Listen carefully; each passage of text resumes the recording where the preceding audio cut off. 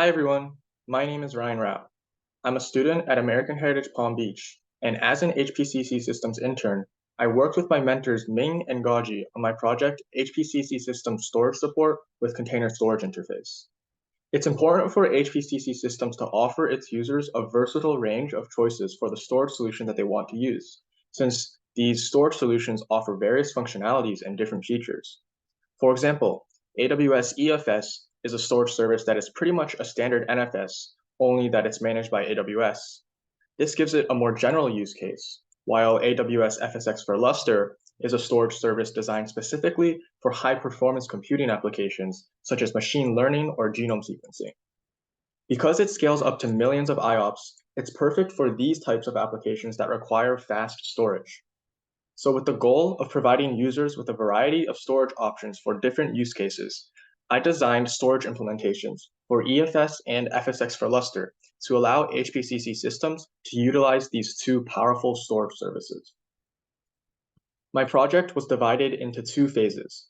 In the first phase, I focused on developing a storage lifecycle beyond Kubernetes for EFS. And in the second phase, I focused on developing a storage lifecycle within Kubernetes for FSx for Lustre.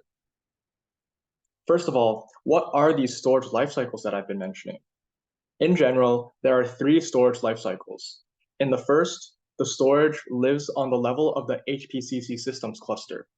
This means that when the HPCC systems cluster is deleted, the storage is deleted as well, so it can't be reused between different HPCC systems clusters. The second lifecycle creates storage that lives on the level of the Kubernetes cluster.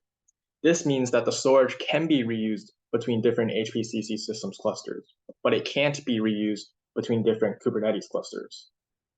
The third lifecycle creates storage beyond the Kubernetes cluster.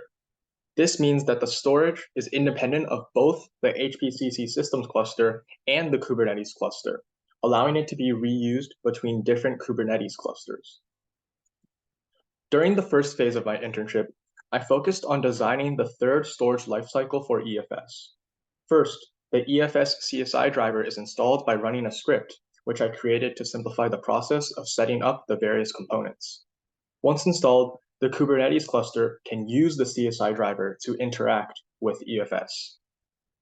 Next, there must be 5 manually created access points in a pre-created EFS file system. Again, this can be done through a script that I created. Each access point acts as an isolated entry point into the EFS volume in a similar way to subdirectories. This allows for the separation of storage, which prevents any conflicts such as files being overwritten. The HPCC EFS static PV Helm chart deploys the necessary Kubernetes components to connect the external EFS storage to the Kubernetes cluster. Now, the HPCC systems cluster can be deployed with the third storage lifecycle. Since the EFS storage lives outside of the Kubernetes cluster, even if the Kubernetes cluster is deleted, the storage will persist and can be reused.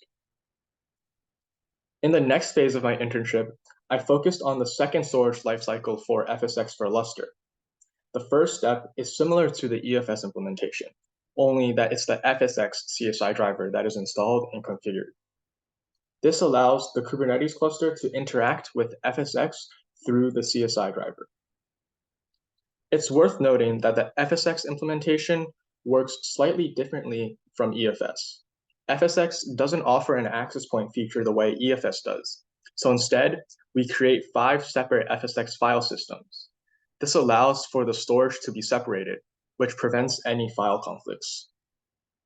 The HPCC FSx dynamic PV Helm chart deploys the required Kubernetes components to set up the second storage lifecycle, with the FSx volumes living in Kubernetes. If the HPCC systems cluster is deleted, the storage in the FSx volumes can still be reused. But if the Kubernetes cluster is deleted, then the FSx volumes will also be deleted. One other thing I learned as I was working on FSx was that FSx integrates with S3. This means that data can be imported from FSx to S3. And since the data is now stored in S3, the FSx volume can be temporarily deleted until it is needed again. This is something to explore in the future. I'm grateful for the opportunity to have been able to work on HPCC systems, and to my mentors Ming and Gaji, and also Hugo, for helping me along this journey. I hope that my work with EFS and FSX for Lustre has resulted in enhancements to the HPCC systems platform, benefiting its users. Thank you.